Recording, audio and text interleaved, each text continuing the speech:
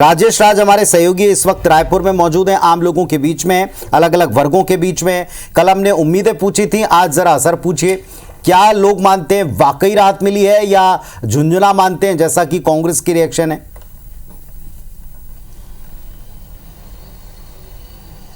जी पुनीत, बिल्कुल हम सारी प्रतिक्रिया लेंगे। और दरअसल ये काफी प्रबुद्ध वर्ग है, छत्तीसगढ़ चैंबर ऑफ कॉमर्स के पदाधिकारी है तमाम लोग, और हर सेक्टर पर बारीक नजर रखते हैं। तो जरा पूछते हैं कि किस सेक्टर से क्या कुछ हुआ। व्यापारी वर्ग से तो पूछेंगे, ओवरऑल पहले चैंबर ऑफ कॉमर्स की प्रतिक्रिया पूछ लेते हैं। कैसे देखते हैं ओवरऑल बजट? हम छत्तीसगढ़ चैंबर ऑफ कॉमर्स की ओर से इस बजट का स्वागत करते हैं। यह देश में पूंजी का निर्माण करने वाला बजट है।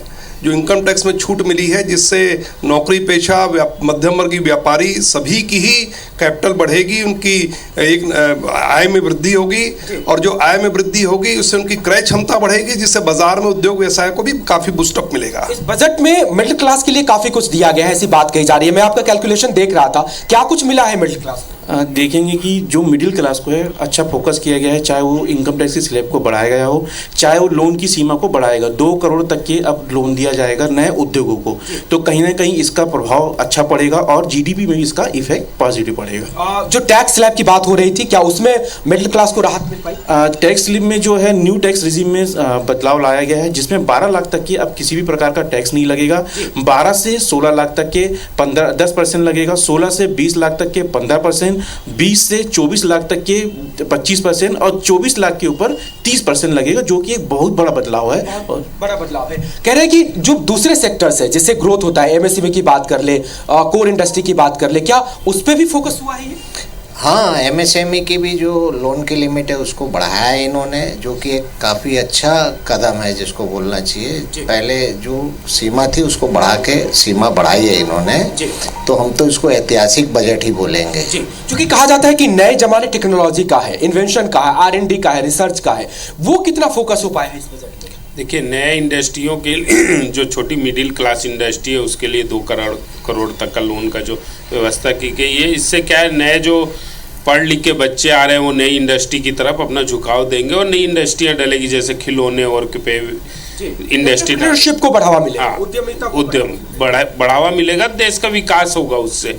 क्योंकि आज जो नई पीढ़ी पढ़ के आ रही है उनको आगे काम करने का अवसर नहीं मिल पा रहा है। इससे वो युवा, महिलाएं, किसान, ये कितना लाभान्वित हो पाए इस बजट? देखिए, इस बार बजट में सबको जोड़ने की कोशिश की गई है। कहीं ना कहीं कृषि को और बेनिफिट देने के लिए नए नए लोन की स्कीम लाई गई है। यूरिया उद्योग लगाने की बात चल रही है। कहीं ना उद्योगपति और कृषि को जोड़ने की बात कर रहे हैं। महिला, गांव की जो महिला है उनके लिए रोजगार और लोन की सीमा बढ़ाई गई है। अगर हम देखें, युवा, महिला और उद्योगपति, इन तीनों को साधा गया है और भरपूर साधा गया। और इस बार सबसे अधिक जो साधा गया वो किसान को साधा गया है। किसान के लिए इस बार का बजट बहुत ही शानदार बजट है। ओवरऑल कौन सी ऐसी चीज आपको इस बजट में लगती है जो देश को काफी नए आयाम तक लेकर के जाएगा? अगर मैं आदरणीय मोदी जी का 10 वर्ष का शासन में इस वर्ष जो उन्होंने जो बजट किया, एक ऐतिहासिक बजट था।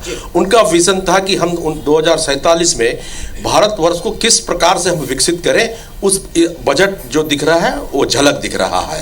हर विकसित भारत की बिल्कुल विकसित भारत की झलक है हर सेक्टर में, चाहे वो उद्यमी हो, चाहे वो किसान वर्ग हो, चाहे युवा हो, चाहे वो स्वास्थ्य हो, हर क्षेत्र में उन्होंने किया ऐतिहासिक बजट। न भूतो न भविष्य, ऐसा बजट हम लोगों ने अपने जीवन काल में कभी नहीं देखा। काफी बेहतर रिस्पॉन्स है। लेकिन एक जो महत्वपूर्ण सेक्टर है, इंफ्रास्ट्रक्चर या फिर जो कोर इंडस्ट्री है, क्या उसमें कुछ कहा गया? प्रतिक्रिया आई कि बहुत सारी एक्सपेक्टेशन थी उस लेवल पे, शायद वो पूरी नहीं होती। मोदी जी ने पूरे बजट को ऐसा बनाया है विकसित भारत, और सभी जगह अपनी मांगे पूरी हुई हैं। चैम्बर ने जो जो मांगे लिखी थी वो पूरी हुई हैं। और युवाओं की जो शक्ति है उसको एक प्लेटफॉर्म पे स्टार्टअप के लिए 10,000 करोड़ रुपए देना अपने आप में बहुत गौरवान्वित बात है। और युवाओं को एक नई दिशा मिलेगी, एक नया युवा हमारा भारत बनेगा। तो क्या वाकई उतना ही बेहतर है जिस तरह की आप प्रतिक्रिया कर रहे हैं, या फिर कुछ गुंजाइश थी जो और बेहतर किया जा सकता था? हम लोगों ने तो 10 लाख मांगा था, उन्होंने 12 लाख दे दिया।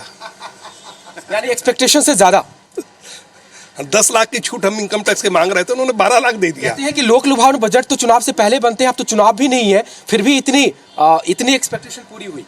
तो हम कह सकते हैं कि एक विकसित भारत के जो 2040 विजन उसकी। चलिए राजेश, इस पर हम जरा थोड़ी प्रतिक्रिया ले लेते हैं।